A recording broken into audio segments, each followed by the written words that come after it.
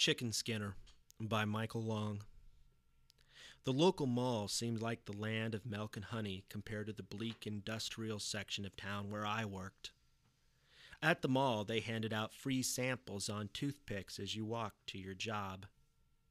Teenage girls my own age were the regulars, instead of the surly, violent deadbeats I currently had for company. I cruised the mall, applying anywhere that I thought that I might have a chance. It was my luck that Barnyard Bubba's House of Non-Fried Chicken had an opening for a chicken skinner. I thought the manager was joking when he told me over the phone about my job responsibilities. Boxes of chicken were stored in a large walk-in freezer. The chicken skinner would grab a box of poultry and manually disassemble the unfortunate fowl.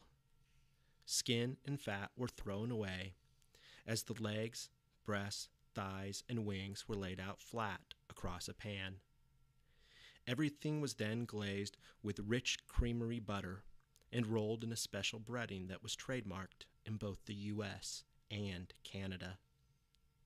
Surprisingly, the manager could not find anyone with prior experience in the field, and 3 days later I was asked to report for work. The Barnyard Bubba's chain of chicken restaurants consisted of 3 stores. I had been lucky enough to find employment in the flagship store, the jewel of the corporate empire. The restaurant was family-owned and operated. Several members of the non-fried chicken dynasty were seated behind a large table at the back of the restaurant when I arrived for my training. They were unmistakably related. They all had the same sandy blonde hair and immense physical presence. The restaurant's mission was to supply a healthy alternative to the deep-fried Southern diet popular across the state. Their patented chicken recipe would keep a few more arteries open than the grease buckets they were serving over at KFC. It was health food for those who only considered their health after the second double bypass. 3 generations of the first family of non-fried chicken were represented at the table in the back of the restaurant. None of the Dillon family, aside from a recent addition by marriage, could be considered slight. They ranged from chubby to remarkably obese. They surrounded a big plate of thickly cut home fries and a bucket of their award-winning chicken. They were polite, but not particularly outgoing in welcoming me. In my training, I learned that they had formerly owned a Kentucky Fried Chicken restaurant in their hometown of Bedford, Indiana. They were longtime members of the KFC family, going as far back as the Colonel himself. Some type of unfortunate corporate coup d'etat had forced them from the KFC community into their current renegade, non-fried status. The family members left most of my training up to Todd, a cheery 22-year-old manager with an undeniable love for his work. Todd had what he termed rock and roll style hair. It was longer in the back and shorter across the top and sides. With his bushy mustache, he looked a lot like the NASCAR drivers in the posters that covered the back office. The first order of business was to get me into the official Bubba's uniform. The uniform was a t-shirt and baseball hat combination that came in either Dayglow pink or Dayglow green. The uniform had a smiley chicken character on the front wrapped in a heart. The other restaurant workers excitedly shouted their suggestions as I was asked to choose between the 2 colors. I learned that there was some friendly intra-restaurant rivalry between the pink and green camps. The managers wore pink uniforms, as did most of the counter crew. The majority of the cooks and skinners were wearing the green uniform. The pink uniform represented upward mobility and a quick rise into middle management, while the green uniform had more street credibility and seemed a better crowd for after-work drinks. My reward for choosing the green uniform was cheers from the back of the kitchen and a few slaps on the back. The die was cast and there was no going back. Todd showed me around the restaurant, explaining the responsibilities of each team member. We toured the ovens and sampled the menu. All of this was done under the watchful eye of the family, who were now grappling with several full racks of baby back ribs. Finally, we got to my station in the back of the restaurant. Kiss, one of my favorite Prince songs, reverberated from a small radio. A skinny black kid with a jerry curl was disemboweling chickens at a feverish rate. "You don't have to be rich to be my girl. You don't have to be cool to rule my world," screamed Terrence. He twirled around with half a chicken in one hand. "We got us another greenie back here, boss," he said when he saw the color of my new uniform. Terrence was the restaurant's most celebrated chicken skinner. Sweat beaded across his forehead. His hands and the chicken parts became an undistinguishable blur as he filled tray after tray with perfectly prepared parts. Terrence instructed me in a few of the finer points of his craft as I watched in awe. After a full day of training, 9 o'clock came and the restaurant closed for business. Todd and I were left to wash down the kitchen and close up. Todd told me that, a few years prior, he too had been a chicken skinner. "It's a great place to start if you want to move into management," said Todd proudly. He knew about my college plans, but asked me to consider his own success story. With only a high school diploma and a successful employment history at Jiffy Lube, he had moved directly into management in less than a year. "I'm already making more money than those college kids, and they think they know something I don't," said Todd triumphantly. He took his job seriously, but assured me that he still loved to party, illustrating this by grabbing a Van Halen tape off the dash of a Trans Am parked outside. He put the cassette into the radio in the back and turned the volume up. Eddie Van Halen's screeching guitar solos bounced off the large conveyor ovens in the back of the restaurant as we scrubbed each tiny inch of the kitchen. Todd bounced his head back and forth, mouthing the words as we picked assorted chicken scraps out of the grate. The energy of the music was translated into clean ovens and countertops. When he could no longer contain himself, he would break into an air guitar solo. I drove home humming a Van Halen song, happy with my new job.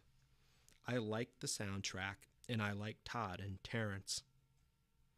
I began spending upwards of 20 hours a week in my glowing green uniform, the bane of feathered creatures everywhere. Terrence and I soon became friends when he found out that we shared the same taste in music and that I had a car. He was always upbeat and adventurous, and soon we were hanging out on the weekends. I drove to a black neighborhood by the fairgrounds to visit Terrence a few times a week. At work, we had time to talk while we dismembered the chickens. Terrence had several interesting hobbies outside of work. Several nights a week, Terrence fished in local streams and rivers.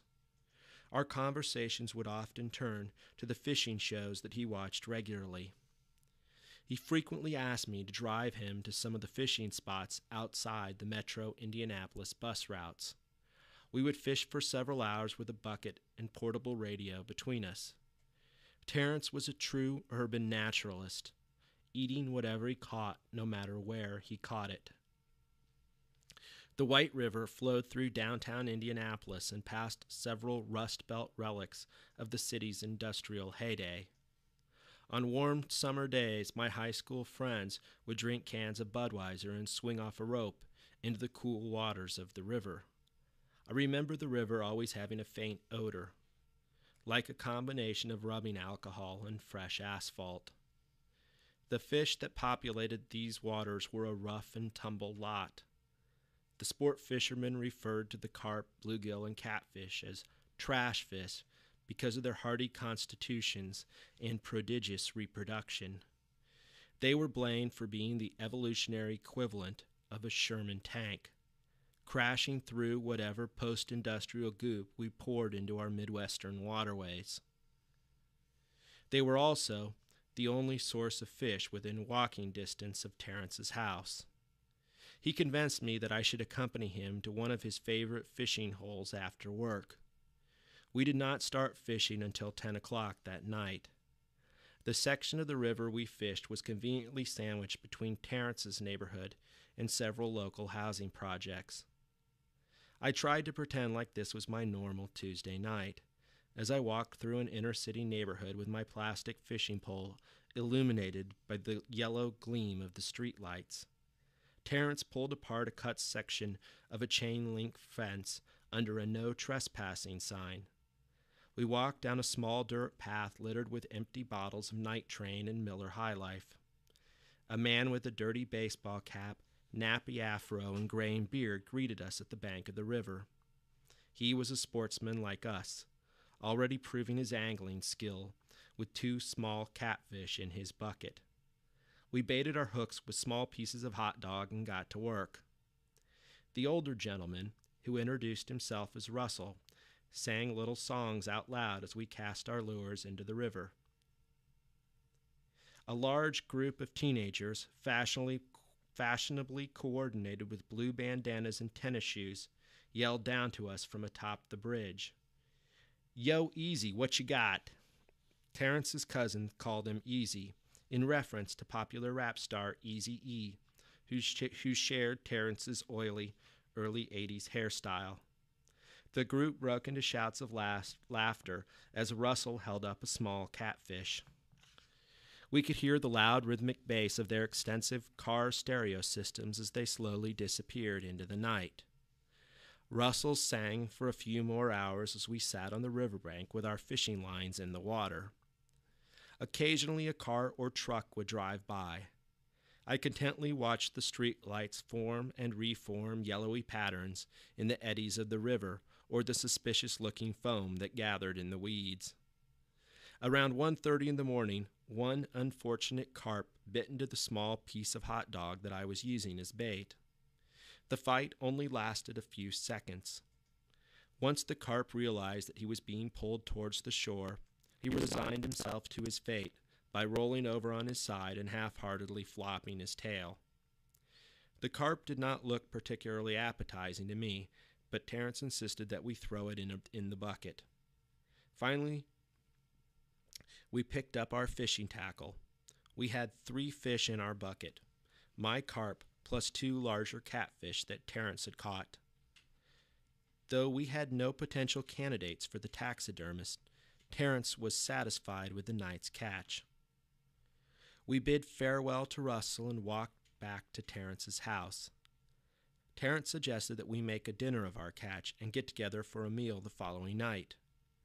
I already had plans for dinner with an ex-girlfriend, so, with some relief, I had to decline the offer. My friendships at Barnyard Bubba's were not limited to Terrence and Todd. I enjoyed the company of most of the staff. Patrick,